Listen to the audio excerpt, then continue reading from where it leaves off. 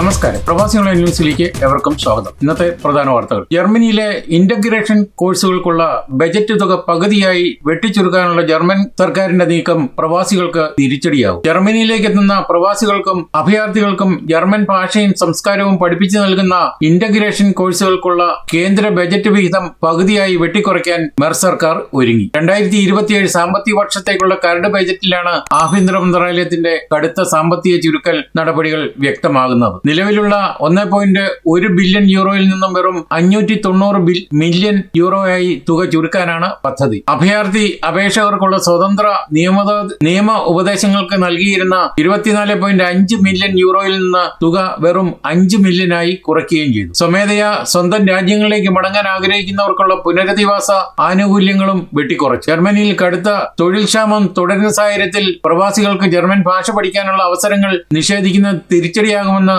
സാമ്പത്തിക വിദഗ്ധരും ചൂണ്ടിക്കാണിക്കുന്നുണ്ട്. Health care, nursing, IT, മറ്റ് സാങ്കേതിക മേഖലകൾ എന്നിവിടങ്ങളിലേക്കുള്ള വിദേശ തൊഴിലാളികളെ ആകർഷിക്കുന്നതിന് ഭാഷാ പഠനം അത്യന്താപേക്ഷിതമാണ് താൻ. ജർമ്മനിയിലെ റേഗൻസ്ബർഗിൽ ബാങ്കിൽ കയറി ജീവനക്കാരനെ കത്തികൊണ്ട് കുത്തിക്കൊലപ്പെടുത്തുകയും തുടർന്ന് കെട്ടിടത്തിൽ നിലയുറപ്പിക്കുകയും ചെയ്ത അക്രമിയെ ജർമ്മൻ പോലീസ് കീഴ്പ്പെടുത്തി. ബവേറിയയിലെ റേഗൻസ്ബർഗിൽ വ്യാഴാഴ്ച ഉച്ചയ്ക്ക് 3 മണിയോടെയാണ് നാടകീയമായ സംഭവ വികാസങ്ങൾക്ക് തുടക്കമായത്. കടുത്ത പരിക്കുകളോടെ രക്ഷപ്പെടാൻ ശ്രമിച്ച ബാങ്ക് ജീവനക്കാരനെ ഉടൻ തന്നെ സമീപത്തെ ആശുപത്രിയിൽ എത്തിച്ചെങ്കിലും ജീവൻ രക്ഷിക്കാനായില്ല. വ്യാഴാഴ്ച ഉച്ചകഴിഞ്ഞാണ് സംഭവം. ബാങ്ക് സ്ഥിതി ചെയ്യുന്ന വലിയ കെട്ടിട സമുച്ചയത്തിന്റെ മുകളിലത്തെ നിലയിൽ താമസിച്ചിരുന്ന 2 പേരെ പോലീസ് സുരക്ഷിതമായി പുറത്തെത്തിക്കുകയും ചെയ്തു. ബാങ്ക് കൊള്ളയടിക്കാനാണ് പ്രതി ശ്രമിച്ചതെന്നാണ് പോലീസിന്റെ നിഗമനം. ഒടുവിൽ ശക്തമായ നീക്കത്തിലൂടെയാണ് പ്രതിയെ പോലീസ് കീഴടക്കിയത്.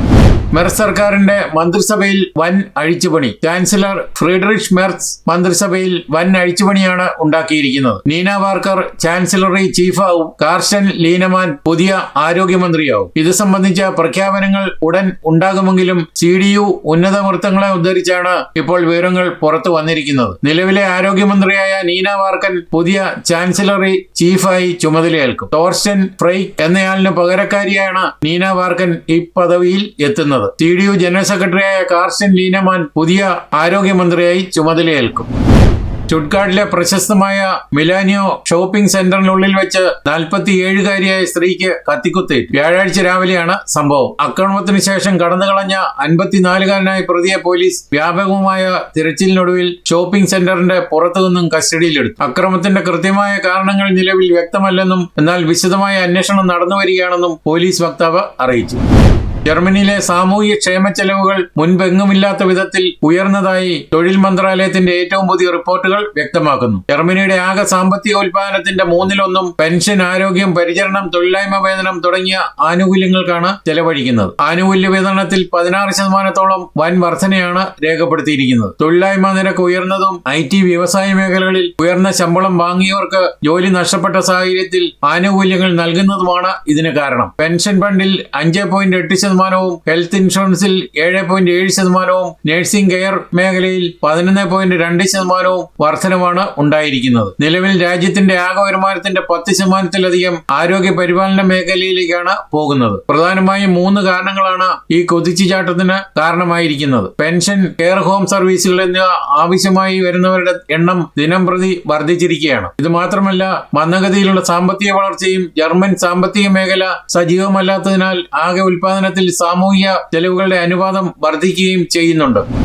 ബാഡ് നോയർസ്റ്റാഡ് മലയാളി കമ്മ്യൂണിറ്റി കഴിഞ്ഞ 3 വർഷങ്ങളായി നടന്നുവരുന്ന ഇൻഡോ ജർമ്മൻ ബെഗേഗനുങ്സ് ഫെസ്റ്റ് കുൾട്ടൂറ 2026 ഈ വർഷം ജൂലൈ 25-26 തീയതികളിൽ മൂൾബാഹ് ഫാർഗാർട്ടനിൽ നടക്കും. കേരളത്തന്മയാർന്ന കലാരൂപങ്ങളും തനത് ഇന്ത്യൻ ഭക്ഷണവും ഈ നാട്ടിൽ പരിചയപ്പെടുത്തുക എന്ന ഉദ്ദേശത്തോടെ വളരെ ചെറിയ രീതിയിൽ ആരംഭിച്ച ഈ പ്രോഗ്രാം അതിന്റെ വ്യത്യസ്തത കൊണ്ടും വർദ്ധിച്ചു വരുന്ന ജനപങ്കാളിത്തം കൊണ്ടും മുൻ വർഷങ്ങളിൽ ഏറെ ജനശ്രദ്ധ പിടിച്ചുപറ്റിയിട്ടുണ്ട്. ജൂലൈ 25 ശനിയാഴ്ച ഉച്ചകഴിഞ്ഞ് 2:30 ആരംഭിക്കുന്ന ഈ വർഷത്തെ പ്രോഗ്രാമുകൾ ശനി വൈകുന്നേരം 4:15 ഡീക്കൻ ആന്ത്രയാസ് ക്രാഫ്റ്റ് ഉദ്ഘാടനം ചെയ്യും. തുടർന്ന് പ്രധാന വേദിയിൽ 80-ൽ-അധികം യുവ കലാകാരന്മാർ ഒത്തുചേരുന്ന വ്യത്യസ്തയാർന്ന കലാരൂപങ്ങൾ അരങ്ങേറും. ഞായറാഴ്ച രാവിലെ 10:30 വുർസ്ബുർഗ് രൂപതാ വികാരി ജനറൽ ഡോക്ടർ യൂർഗൻ വോൺഡ്രാന്റെ മുഖ്യ കാർമ്മികത്വത്തിൽ ആഘോഷമായ കുർബാനയും തുടർന്ന് കലാപരിപാടികളും നടക്കും. കുർബാനയോടനുബന്ധിച്ച് ലാൻഡ്രാറ്റിൻ, സോണിയ റാം, ബുർഗർമൈസ്റ്റർ മിഷായൽ വെർണർ എന്നിവർ ആശംസകൾ അർപ്പിക്കും. ശനിയാഴ്ച ഉച്ചയ്ക്ക് 2:30 മുതൽ രാത്രി 9 വരെയും ഞായർ വൈകുന്നേരം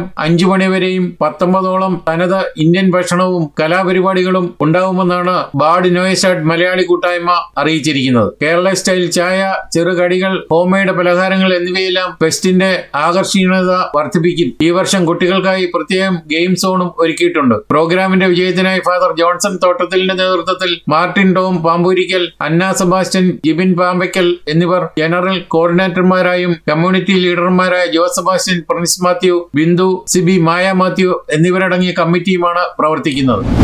വിപണിയിലെ മത്സര നിയമങ്ങൾ കാറ്റിൽ പറത്തി അനഭിലഷണീയങ്ങളായ രീതികൾ പിന്തുടർന്ന US സാങ്കേതിക ഭീമനായ ഗൂഗിളിന് 890 മില്യൺ യൂറോ റെക്കോർഡ് പിഴയാണ് യൂറോപ്യൻ യൂണിയൻ ചുമത്തിയിരിക്കുന്നത്. സ്വന്തം സെർച്ച് എഞ്ചിനിലും ആപ്പ് സ്റ്റോറായ ഗൂഗിൾ പ്ലേയിലും മറ്റ് എതിരാളികളായ കമ്പനികളെ തഴഞ്ഞ് സ്വന്തം സേവനങ്ങൾ മുൻനിരയിൽ കാണിച്ചതിനാണ് യൂറോപ്യൻ യൂണിയന്റെ ഈ കടുത്ത നടപടി.